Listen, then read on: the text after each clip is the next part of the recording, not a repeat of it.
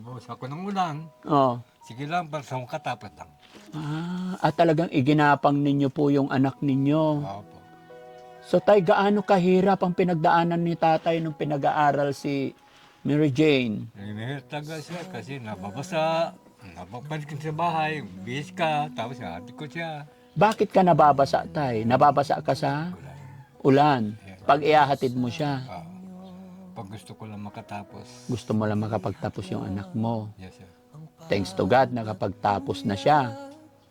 Pero ano naman ang naramdaman mo ngayon, tay, na nakapagtapos na siya, masaya ka na sana, pero ganito nangyayari. Kasi ito nga nangyayari, medyo may sakit. Mm-mm.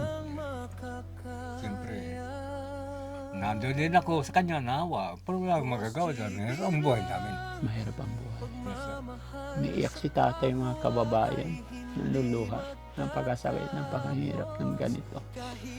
Yung iginapang mo, inilaban mo para iisipin, syempre, andoon na tayo na makakatulong, makakagaan. Pero huwag ka umiyak, tay. Hindi pa huli ang lahat. May pagkakataon at may pag-asa pa, no? Salamat naman po. Bigay ko to sa'yo.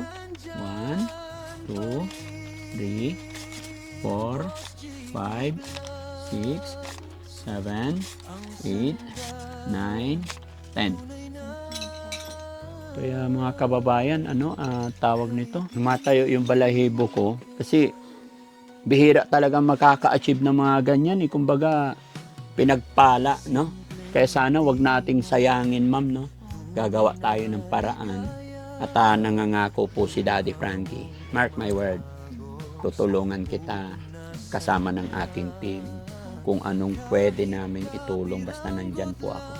Babalik-balikan kita, susuportahan ka namin hanggang sa makabalik tayo sa pagtuturo.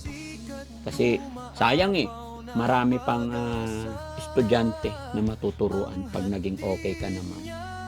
Marami pong estudyante na matutulungan po na ako naman po yung way para makatulong din sa inyo. Po yung goal ko po. At isa pa mga kababayan, may nabasa rin po ako sa comment section doon sa first upload ko na sabi ng isang tao na nakakilala kay ma'am, napakabait, napakasipag at siya po yung inaasahan ng kanyang nanay at tatay. Breadwinner ka daw po. Opo, way po kasi ako. Bakit paano may mga kapatid ka naman? Opo. Nagbibigay din po sila kapag may mga pamilya na po sila po. Maliit lang po ang bigay nila. Kasi mostly po lang sa kapatid. Kay nanay, tatay. Opo. Tsaka pambayad po na. Matanong ko lang, ma'am, kanino mo naman yung ganyang sharp mind, ganyang katalino, from your mother or your father? Parang may mga Kay nanay. salutatorian daw po din. Si nanay sa Lucatoyan din. Pero, nung bata ka pa, elementary ka pa, natatandaan mo ba ano yung trabaho ng nanay tatay mo? Nangangahoy po. Nangangahoy. Opo. So, ibig sabihin, mahirap talaga ang buhay niyo. Opo, mahirap talaga ang buhay namin. Ito po talaga ang buhay namin. Pwede bang maalala mo pa ba? Pwede bang kwento mo sa amin kung gaano kahirap yung buhay ninyo nung bata pa po? Opo.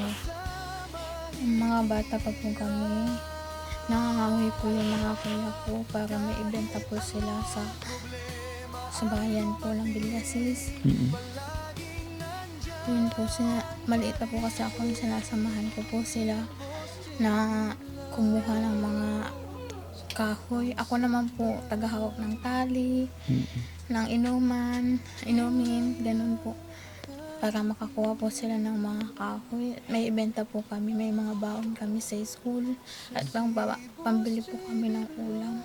Ang galing, no? Opo, yun po yun. Kaya lahat po kami magkakapatid nagtanda kami. Kaya nagsisikap kami pag may mga trabaho po kami. So lahat naman kayong magkakapatid na pagtapos din ng pag-aaral. Hindi po, high school lang po yung mga kapatid ko po. Pero nakapagtapos na lang po sila ng high school. Paanong ginawa ni nanay at tatay at napagtapos ka nila bilang teacher? Scholar po kasi ako, Ah, kaya parang yun, tulong-tulong dito at saka yung scholar ko po. Hanggang sa, yun po, mabayaran ko yung tuition fee ko. Siyempre sa schooler hindi naman lahat sagot, di ba? Hindi naman po. Like pamasahe mo. Opo. Paano nyo na i-survive yun? Itong lugar ninyo, napakalayo sa bayan. Opo. Bundok-bundok. Bundok. Lalo na pag tag-ulan, napakahirap. Mahirap po talaga dahil maputik po pag tagulan dito. Binabalanse ko po yung baon ko. Binabudget ko po. Dito.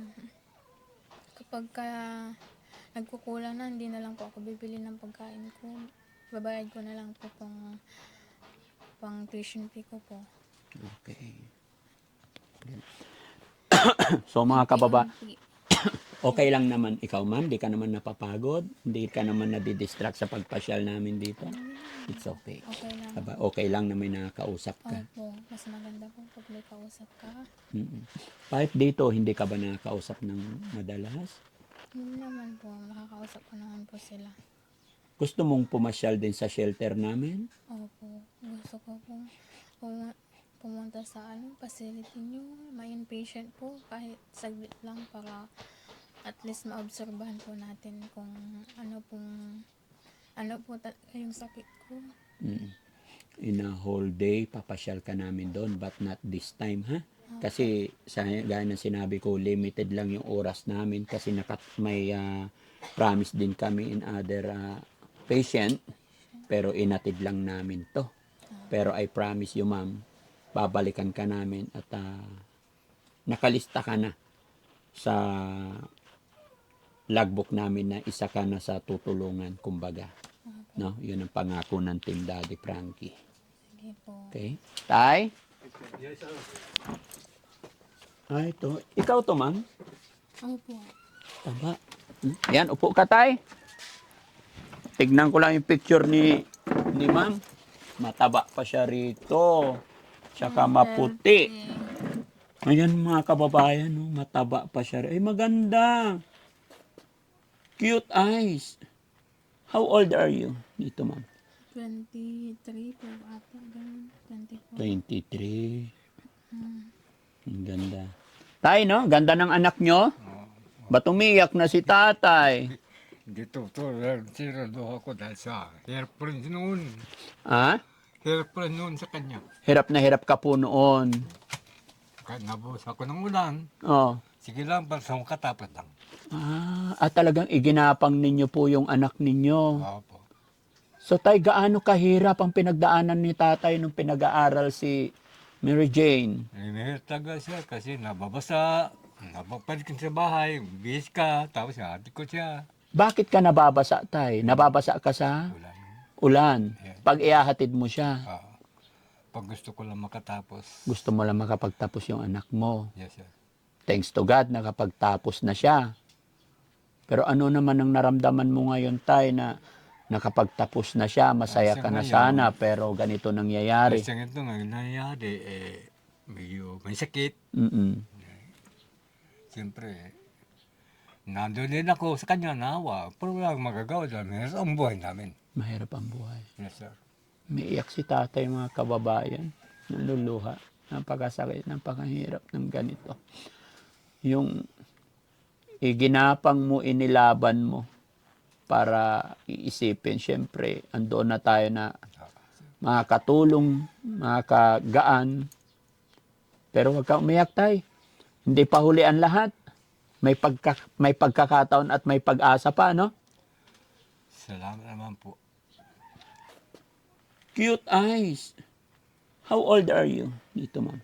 23 po ata. 24. 23. Ang ganda. Tay, no? Ganda ng anak nyo. Ba't umiyak na si tatay? Dito, sirado ako dahil sa hirap pa rin noon. Ha? Hirap pa rin noon sa kanya. Hirap na hirap ka po noon. Kahit nabuhos ako ng ulan, Oh. sige lang, para sa katapos lang. At talagang iginapang ninyo po yung anak ninyo. Opo. So tay, gaano kahirap ang pinagdaanan ni tatay nung pinag-aaral si Mary Jane? Mahirap talaga siya kasi nababasa, napapalik sa bahay, bihis ka, tapos hati ko siya. Bakit ka nababasa, tay? Nababasa ka sa Ulan. ulan. Yeah. Pag ihahatid mo siya, Pag gusto ko lang makatapos. gusto mo lang makapagtapos yung anak mo. Yes, sir. Thanks to God, nakapagtapos na siya. Pero ano naman ang naramdaman mo ngayon, tay, na nakapagtapos na siya, masaya Sa ka na ngayon, sana, pero ganito nangyayari. Kasi ito nga nangyayari, medyo may sakit. Mm-mm. Siyempre, nandun din ako sa kanya nawa. Pero wala akong magagawa dahil sa ang buhay namin. Mahirap ang buhay. Yes, sir. Umiiyak si tatay, mga kababayan. Naluluha. Napakasakit, napakahirap ng ganito. Yung iginapang mo, inilaban mo para iisipin. Siyempre, andoon na tayo na makakatulong, makakagaan. Pero huwag kang umiyak, tay. Hindi pa huli ang lahat. May pagkakataon at may pag-asa pa, no? Salamat naman po sa biyaya na dumating sa amin na pamilya. Na libre. Pamilya po. Malaking pag-asa pa, tay. Huwag lang tayong tumigil manalangin. Opo. Sa taas. Yes po. No? Tay, nandyan si Mary Jane. Ano yung mensahe mo sa kanya? Ay, mga anak ko ay mahal kita kaso wala. Basta ibig sabihin, basta mapagaling ka. Awa ng Diyos. Yan. Sa atin. Nga mga pamilya. Ganun na yan. Wala na akong masasabi, ganun lang. Laban lang tayo, ha? Opo. Hindi tayo pababayaan ni God. At alam ko, kayang-kaya ni Ma'am Mary Jane. Kayang-kaya mong lagpasan, pagsubok lang to. Kakayanin po natin to. Kakayanin natin. Hindi ka namin iwanan, hindi ka namin pababayaan. Ano naman ang maipapangako mo kay tatay at kay nanay? After all, hindi ka pa rin pinapabayaan hanggang ngayon. Tay, nay, magpapagaling po ako para sa atin. Hindi ko po pababayaan ang sarili ko. Yan, mahal na mahal ko po kayo. Huwag po kayong mag-alala. At magpapagamot po ako na bukal sa loob ko para magkasama po tayo ulit. Yan lang po. Okay. So, ma'am, para tuloy-tuloy na mga pagpagaling kayo, mag-iiwan ako ulit ng pang-allowance mo dito. No? Bibigay tayo mga kababayan, suportahan natin ang pamilyang to.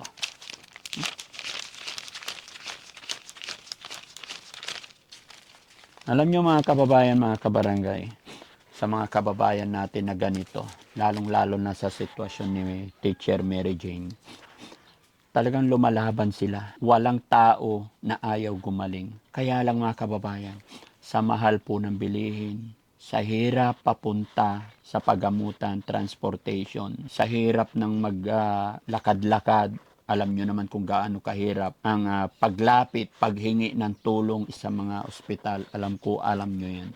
Kaya minsan may mga kababayan tayo na hindi talaga nila na ipagpapatuloy. Yaman din lang mga kababayan na nakilala ni Daddy Frankie si Ma'am. At sayang, teacher pa naman kaya ito mag-iiwan po ako ng pang-support sa kanila para tuloy-tuloy mabilhan. Hindi na rin po pwedeng dalhin ni Daddy Frankie sa pagamutan kasi nagpapagamot daw sila monthly. Pero ang tabayanan pa rin ni Daddy Frankie kung after ng mga ilang araw wala talagang mangyayari, saka tayo gagalaw. Pero sa ngayon ang magagawa ni Daddy Frankie is financial support and then yung mga kung anong mga pagkain. No, ma'am?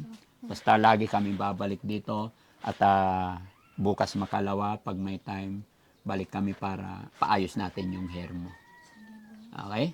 Tapos kung gusto mo pumasyal sa shelter, Opo. Para may teacher na darating sa shelter, marami tayong mga kaibigan doon, turuan natin. Sige Pwede po. ba yun, ma'am? Opo. Okay. So, ma'am, bigay ko to sa'yo. 1, 2, 3, 4, 5, 6, 7, 8, 9, 10. Salamat po sa tulong niyo. Mabibili ko po ito ng pagkain ko. Opo. Para hindi ka Tsaka- magutuman. Magpapagamot ko po. Pamasahe ko po at lahat po ng mga kailangan ko. Pag pupunta ka sa pagamutan, sinong kasama mo?